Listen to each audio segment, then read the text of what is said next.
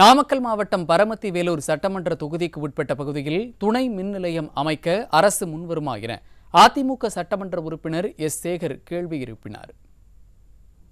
எங்களுடைய கழக பொதுச்செயலாளர் எதிர்க்கட்சி தலைவர் அன்னார் அவர்களுக்கும், எங்களுடைய கொறடா வேலுமணி அன்னார் அவர்களுக்கும், எங்கள் மாவட்ட செயலாளர் முன்னாள் அமைச்சர் அன்னார் அவர்களுக்கும் மற்றும் பேரவைத் தலைவர் அவர்களுக்கும் எனது வணக்கத்தை தெரிவித்துக் கொண்டு, மாண்புமிகு பேரவைத் தலைவர் அவர்களே, எனது தொகுதியிலே பிளிக்கல்பாளையத்தினுடைய சுற்று வட்டார பகுதிகளிலே அதாவது காவேரி பாசன விவசாய பகுதியாக உள்ளதாலும், விவசாய மின் மோட்டார் அதிகமாக உள்ளதாலும், காவேரி ஆற்றின் குடிநீர் பம்பு செட்டுகள் அதிகம் உள்ளதாலும், நாட்டு சர்க்கரை ஆழக்கொட்டாய்கள் அதிகம் இருப்பதாலும் அப்பகுதியிலே மின் தேவை அதிகமாக உள்ளது.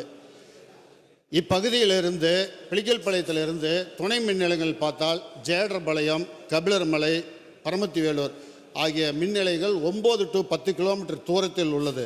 அது மட்டும் இல்லை, கொடுமுடியிலிருந்து காவேரி ஆற்றின் குறுக்கே மின்கம்பங்கள் அமைந்துள்ளது. வெள்ளக்காலங்களிலே மின் விநியோகம் துண்டிக்கப்படுகிறது.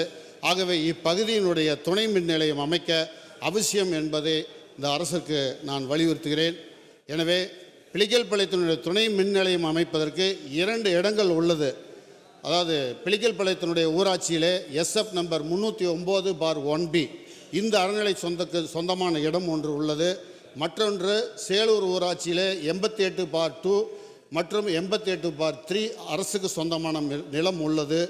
மேற்கண்ட 2 நிலங்களிலும் ஏதேனும் ஒன்றினை அரசே வகைப்பாடு செய்து துணை மின் நிலையம் நடப்பாண்டே அமைத்து தர பேரவைத் தலைவர் மூலமாக மாண்பு அமைச்சர் அவர்களை கேட்டுக்கொள்கிறேன்.